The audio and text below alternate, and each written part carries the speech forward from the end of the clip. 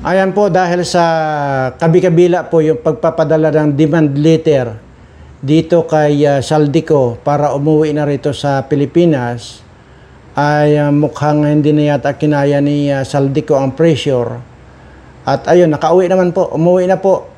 Kaya lang po ay mukhang naisahan yata ni Saldico itong mga investigador na mag-iimbestiga sa kanya dahil kahit kailan hindi na po siya matanong, nakauwi nga po siya rito ay nakahiga na po siya sa ataol. At yun po yung ibabalita natin. At kung hindi po ako nagkakamali, baka po nasa Bicol nakaburol yan ngayon. At pero mayroon pa rin po akong pagdududa dahil naitapik ko na rin po ito na maaaring nagpa-plastic surgery lang yan at nagpagawa lang ng kamukha niya. At hindi po tayo nakakasiguro diyan kung talagang patay na itong si Saldico. Bagamat yung advance na inisip natin dati ay mukhang nagkatotoo. At yan po, may nag-send lang po sa akin ng picture na yan na nasa ataol na siya. Para po hindi kayo hindi nyo masabing puro fake news tayo, ay ipapakita ko po yung litrato na nakahiga po siya sa ataol. Pero sabi ko nga po rito, ito po ay pinadalang picture lang po sa akin. At yan, dahil nga po nabanggit na naman sa Channel 7 kagabi, na nagpadala naman daw ng demand letter itong ICI na umuwi na at para maharaptan niya yung investigasyon sa kanya. So, yun nga, umuwi siya pero nasa ataol na po siya. Ito po. Ha? Para po wala kayong masabi. Ano? Siya na po. Yan po. Yan po, nasa ataol na po siya. Ayan. Maliwanag po ba sa inyo? Ayan o, hanapan natin ng maliwanag na anggulo. Ayan. Yan po, nasa ataol na. Pero ang kapansin-pansin po talaga, kahit patay na yan, nagyabang pa rin po.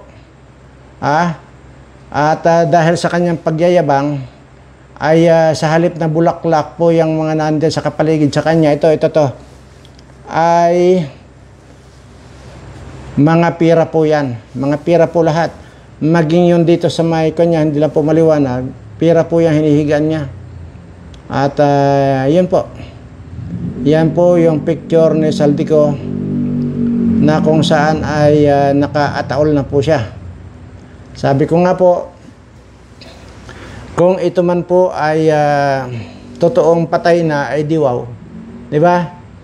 Pero kung nagkatotoo naman yung ating sapantaha rito na baka magpa-plastic surgery lang yan doon sa kung saan po nakarating yan eh.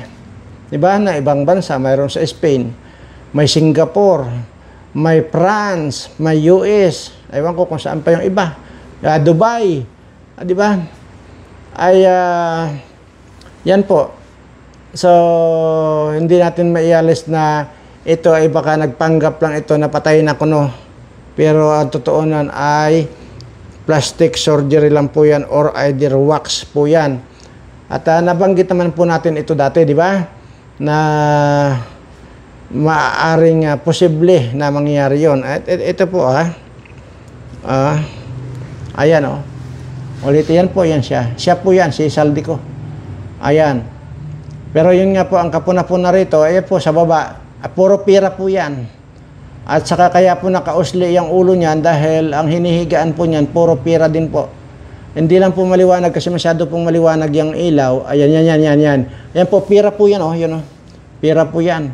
Yan. So, yan po. May nagpadala lang po sa atin ito. At, ayun. So, maimpyerno nawa yung iyong kaluluwa kung totoo bang patay ka na, hayop ka.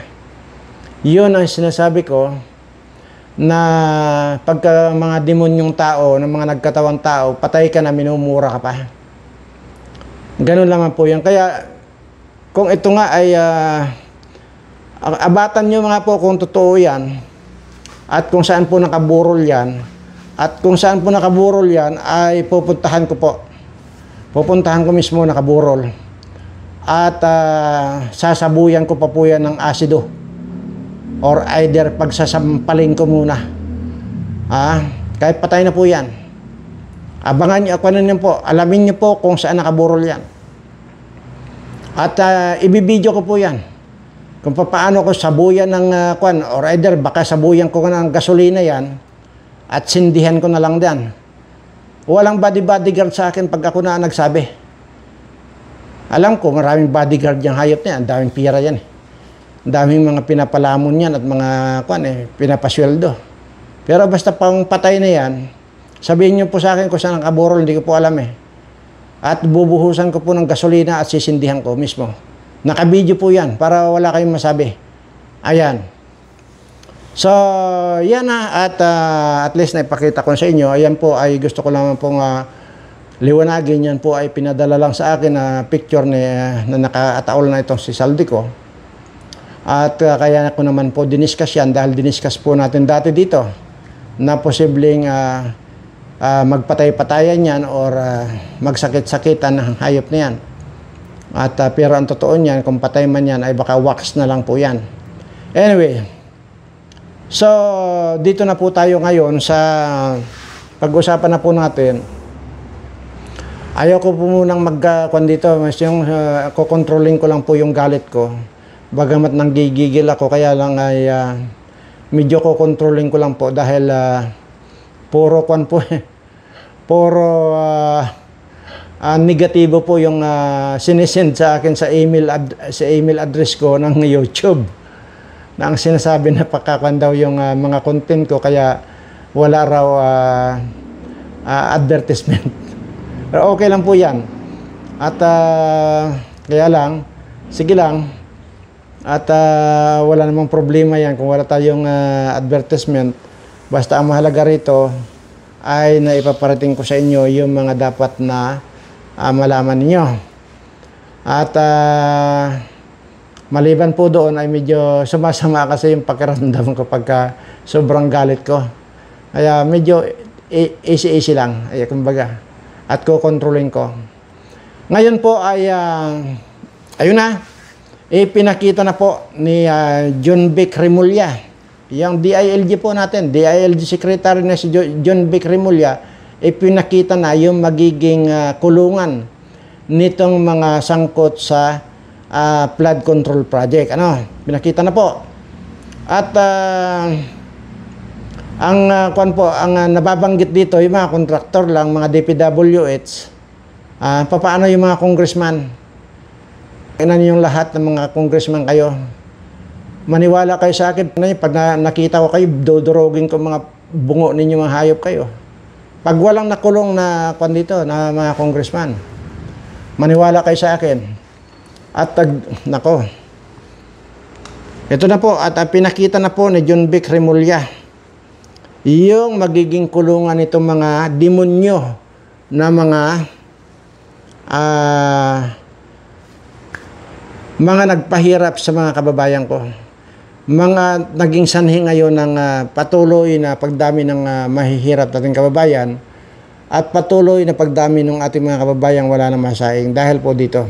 Pero sana lahat ito ay makulong na. Ito na po yung video na kung saan ay nakahanda na ang new Quezon City Jail ng Bureau of Jail Management and Penology para sa mga arestuhing sangkot sa mga manumalyang flood control project. Balita mula sa Quezon City, hatid ni Radyo Patrol, Marlene Padiernos, Mars. Rita, at mas kumpiyansa si DILG Secretary John Vic Remulla na 100% ng handa ang DJMP para sa natutintong pag-aresto sa mga personalidad na sangkot sa isyu ng maanumalyang flood control project. Sa inspeksyon sa mga bagong pasilidad ng New Quezon City Jail sa Payatas Road, sinabi ni Remulla na mahigit 200 individual na dawit sa flood control scandal ang posibleng ipiit dito dahil 10 kilometro lamang ang layo nito mula sa Sandigang Bayan. Mahigpit niya magiging pagbabantay dito kung saan ipagbabawal ang paggamit ng cellphone at iba pang gadget bukod sa landline na maaari lamang ma-request sa warden para makagamit. Mayroon din anya itong infirmary na may kakayahang katulad sa mga ospital para sa mga magkakasakit habang nakapiit dito. Ang hinahanda po namin ay regular jail cell. Kung nagnanakaw ng 100 piso, na nagnanakaw at nag-shoplift ng lotion, ay dito kinukulong.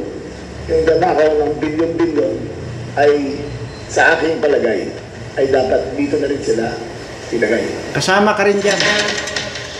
Samantala nga sa 80 seldang may sariling lababo, inidoro at shower room ang mayroon sa New Quezon City Jail kung saan 10 individual ang kaya ni-accommodate ng kada selda. Yan ang balitang kumpirmado, sigurado. Ito ang Radyo Patrol, Marlene Padiernos, TVMM. Marami. Ayan.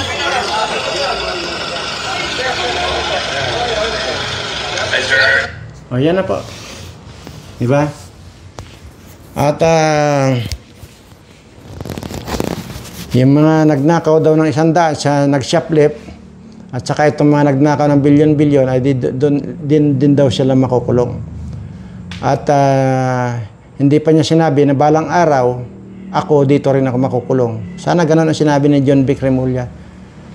At darating din tayo. Dahil dito, sinasabi ko, wala pong matino sa gobyerno. Wala po. Kahit pahimay-himayin mo lahat yung mga yan. Kaya, nako, talagang,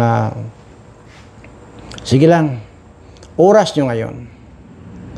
At yung makukulong na yan, hindi ako komportable kung makukulong lang itong mga kontraktor at saka itong mga DPWH lang. Ang gusto ko makita rito, nakakulong itong mga senador at mga congressman na maliwanag na talagang nagnakaw sa pira ng bayan, lalo na itong Reza na ito. Ang sinasabi niya na hindi raw siya nag-insert ng budget diyan sa NEP, ay napakaliwanag naman po na siya ang promotor ng insertion. Kasama po yan, grace po na yan. So talagang wala na po kayong mapili talaga, sa totoo lang. Wala na po kayong mapili.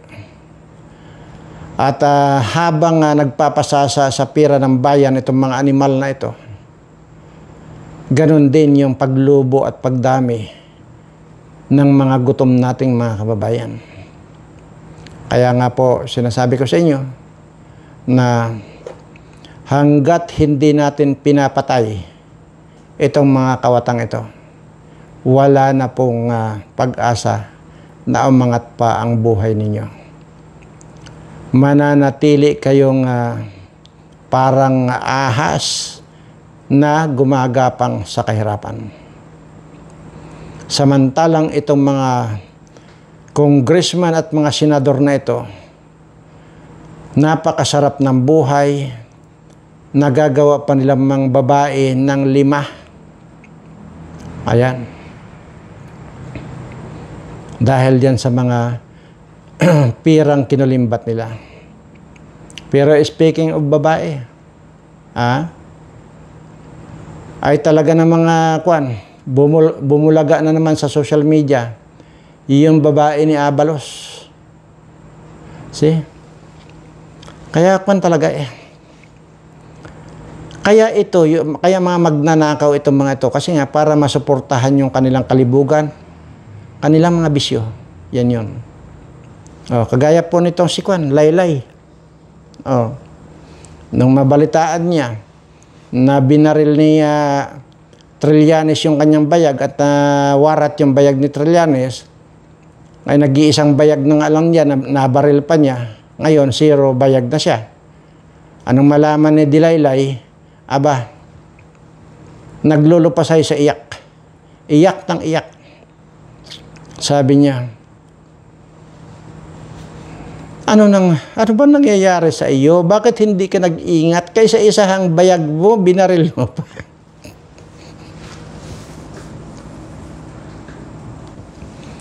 Kaya naglulupasay. Tama nga naman, kaisa-isang bayag niya, binaril pa niya. Di wala na. Wala nang bayag. Kaya pala ganun na lang ang pag-iyak pala ni Dilaylay, hindi lamang po pala si Jonel at saka itong si Dayang ang sinusubsuban nito. Sumusubsub din pala ito kay Kwan. Kaya may saltik ang ulo na ito yung trililing na ito. Sumusubsub pala.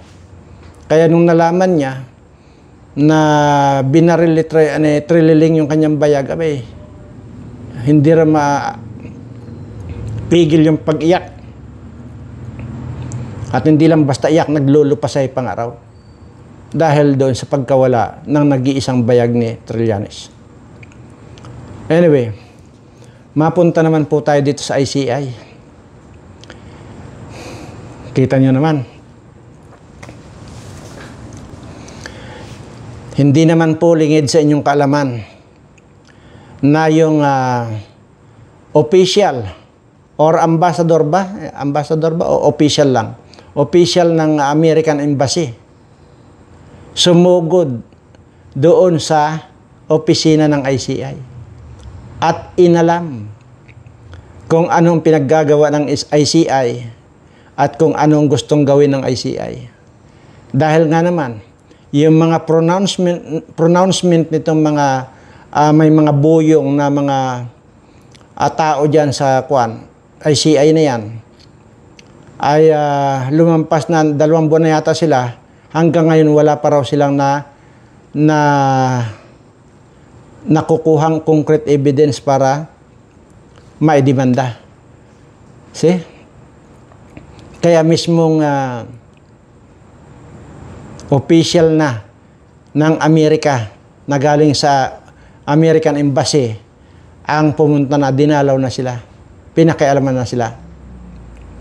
At siyempre, natural, utos yun ni Trump. Hindi naman gagawa ng hakbang na gano'n itong mga official na nandito sa embassy na ito kung hindi utos ni Trump. Ay mismong si Trump na ang nagsasabi na napaka-corrupt yung mga official ng gobyerno ninyo, yung mga politiko ninyo. Yan ang sinasabi ni Trump. Kaya hindi na ba tayo nahiya dyan? Kayo na mga nandyan sa ICI. Hindi, palagay ko naman may mga dyan, retired na retired na Supreme Court Justice. Hindi na kayo nahiya. Puro pagtatakip lang din naman sa mga kawatan, lalo na dito kay Martin Romualdez, ang ginagawa ninyo. Tingnan nyo, nag-prepare ng presuhan, pero para lang doon sa mga contractor at sa mga DPWS. Bakit wala naka-prepare para sa mga congressman at mga senador?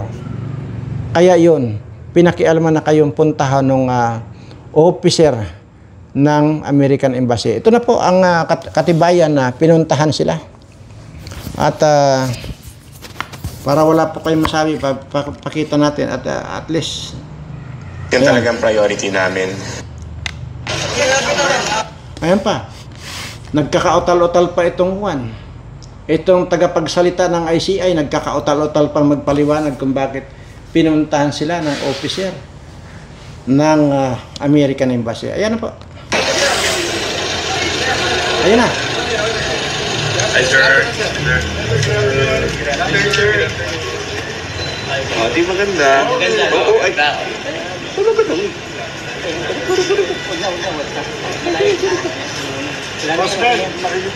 Makikitabi na tayo. Now, this afternoon, an official from the U.S. Embassy in the person of Michael Keller, who is an acting deputy chief of mission, went to visit the ICI. Why? Because he was basically, the U.S. Embassy was basically asking what the task and the mandate of the ICI was and what we have been doing. So it was just more of an inquiry, and we explained to him the mandate of the ICI based on EO 94 and at the same time what we have done so far. So that is the activity that had happened here in the ICI. So if there's any questions, I could probably entertain a couple. This year's now, what's the basis of you and the ICI is doing? Well, I guess as one of our one of the countries of great interest in the Philippines, we were very much interested on what the ICI will do to address the problem with the problem on the flood control projects and other anomalous infrastructure projects. So basically, he wanted to know what have we done, what we will be doing, and what do we expect from the ICI. Halos hindi ba kapagsalita itong tagapagsalita na ito? At talagang paputol-putol yung salita niya na hindi makadiretsong sagot. Ang bottom line dyan, nakakahiya kayo mga buwaka ng ina ninyo. Imagine nyo kung tutuusin, wala naman sanang pakialam ang sino man na para manghimasok dyan sa inyo investigasyon na yan. Kaya lang, ang naging problema rito ngayon na maging ang US ay nakapansin na rin yung mga cover up ninyo sa mga totoong mga kawatan. Kaya pati mga yan ay nakialam na rin at nag-uusyoso na rin kung ano mga pinaggagawa ninyo. Kasi nga, kitang-kita na maging ang US Embassy personnel ay nagdududa na sa inyong mga pinaggagawa, kaya binisita na kayo. Ang kapal ng pagmumukha ninyo, dapat yan, lumayas na kayo dyan, huwag nyo na ituloy yan, nakakahiya kayo. Tuloy. Pero wala bang sinabi ever sa tulungan ng ICI para mapauli si Representative Zaki ito po? Wala naman ganun na pag-usapan. More of ano lang, gusto nilang malaman anong ginagawa. Ano bang getting to know? Ano bang ginagawa ng ICI? Bakit na itayo? Anong gagawin ninyo? Ano ang mga priorities ninyo? So they want to know. Pretty much like the public, because the public, they want to know kung ano ang authority at anong powers ng ICI. Did they offer help, assistance, and anything? Wala pa naman silang, hindi naman umabot sa ganun na offering help right now. So, is there unusual na they're interested in... No. Yes, siguro po ay maaring napanood nyo naman po yan eh. Kaya hindi ko na lang po ituloy yan. Pero ang iisa lang ang kwan dyan, hindi makadiretsong sagot itong tagapagsalita na ito ng ICI. Nakakahiya. Yang problema natin dito sa bansa natin. Tapos pinasok tayo nang hindi naman na taga rito. Anong ibig sabihin? Talagang kuwan na kayo. Ang tingin na sa inyo yung mga nasa ibang bansa, lalo itong US. Kahit si Trump lalo na. Basura na ang tingin Trump dito sa mga Pilipino dahil dito sa mga buwaka ng inang mga kawatang mga kuwan ito. Nandiyan sa gobyerno. Hindi makapaniwala itong kuwan ito. Itong officer ng American Embassy dito sa atin sa Manila. Kaya yan. Pero may sapanta ako dyan na inutusan niya ni Trump. Sabi ko nga po kanina, hindi maglalakas loob niya ng pupunta dyan para mag-asyoso kung anong pinaggagawa nitong mga ICI na ito kung hindi inutusan niya ni Trump. Ganun lang po kasimple yan. Yun nga lang, ang bottom line dito, damay-damay tayo lahat sa kahihiyan na pinaggagawa nito. Itong ICI na itong buisit na ito, imaginin mo, kung talagang gusto nila ng transparency, bakit hindi nila i-ikon yan? I-live yung mga investigasyon. At ito, tingnan mo kung ano yung pinagtatanong nila kay Romualdez. Di ba? Hindi natin alam. Baka yung kinawat na ilang malita yan na dinala ni Gutisa, Sergeant Gutisa sa bahay niyan. O ilan lang ba membro ng ICI na yan? 4 lang. Ay sobra-sobra na yung 2 malita. Ay ilang malita yung dineliver kay Romualdez na yan. Di ba? Ay wala, chicken yung kwan. Yung 2 malita ibigay dyan. Paghati-hatian nyo na yan. Mayroon bang gano'n? Mag-imbestiga yung kung nakikita kayo ng taong bayan. Dahil mainit na ang ulo ng taong bayan. Tapos, kayo pa, tapos Supreme Court Justice pa itong isa dyan. Isa pa dyan, naging secretary rin ng DPWH ang si Singson na yan. Isa rin yan. Mayroon bang hindi mga kawatan dyan sa mga yan? Humarap nga kayo sa akin at sabihin nyo sa akin na hindi kayo kawatan. Yun lang ang hamon ko sa inyo. Humarap kayo sa akin at sabihin nyo, Mr. Birana, tumitingin ako sa mata at sinasabi ko sa sarili ko at sa harapan mo na hindi ako kawatan. Sige nga. Pag nagawa ninyo yan,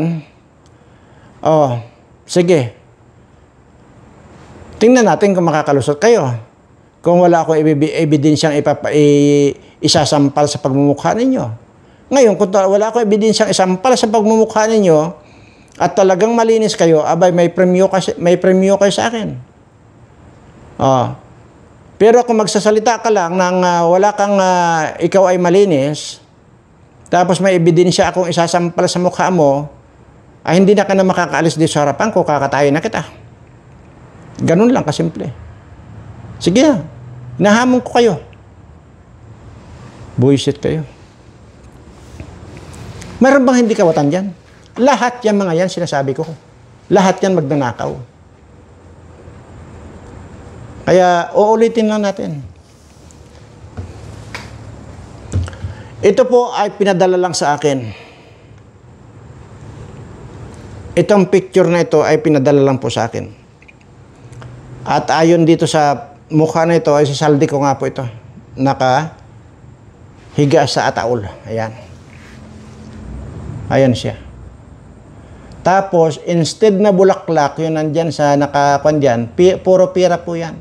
Kaya patay na itong hayop na ito, nagyabang pa. Na marami siyang pira. Hanggang sa paghiga niya sa ataol, dinisplay pa talaga niya yung mga pirang pinagnanakaw nitong hayop na ito. Ayan. Yan po yan. Yun sa baba. Pira po yan.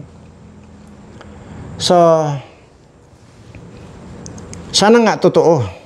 Ito napatay na. Pagkapatay na ito, ay sabi ko nga po ay wow. Di wow. Ngayon, kung hindi pa patay ito at baka wax lang yan, kamukha lang niya, ayun po ang pinakamasakit sa Pilipino.